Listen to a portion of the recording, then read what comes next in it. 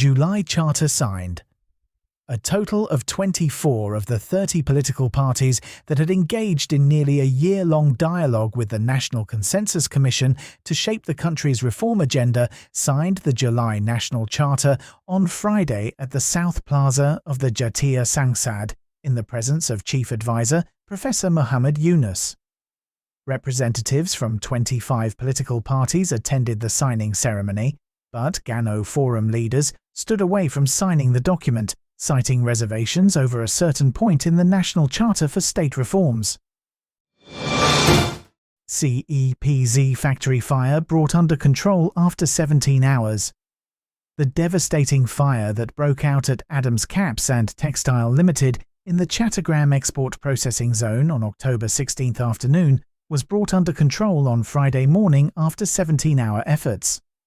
The multi-story factory building has been declared highly risky, while the fire service and CEPZ authorities have formed two separate probe committees to investigate the cause of the blaze. July Charter signing. Clash erupts outside venue.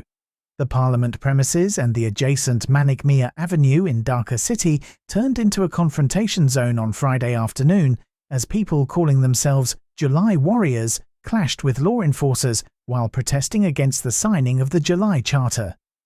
The demonstrators in the Jatiya Sangsad area held a press briefing on Friday evening, at which they announced a highway blockade program across the country to be staged on Sunday from 2 p.m. till 5 p.m. Government produces no intravenous saline, depends on companies. Injectable saline production at government facilities has remained stalled for 5 consecutive years, leaving Bangladesh dangerously dependent on private suppliers, while the demand for intravenous fluids jumps during seasonal relevant disease outbreaks. Officials confirmed that the production of IV saline at the Institute of Public Health has remained suspended since mid-2020, while the Essential Drugs Company Limited, the state-owned manufacturer expected to fill the gap in supplies, has yet to begin commercial production despite repeated promises. 84 reform proposals with 50 dissenting notes in July Charter. The July National Charter 2025, signed by 24 political parties and the National Consensus Commission on Friday, has 3 components. The first component is a prologue that outlines the historical context of the current reform initiatives, a list of 84 reform proposals agreed by majority of the political parties of Bangladesh, and a covenant. MPO teachers begin indefinite hunger strike for pay hike. Teachers and employees under the government's monthly pay order system on the 6th day of their protests on Friday began an indefinite hunger strike as their demand for pay rise remained unfulfilled.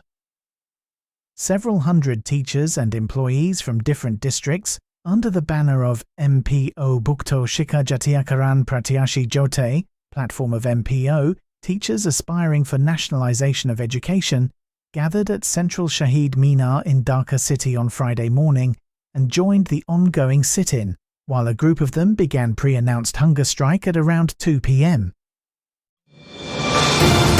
Rajshahi chokes under air pollution. Rajshahi, once arguably the cleanest of cities, is now gasping for breath as its air quality has sunk below that of Dhaka.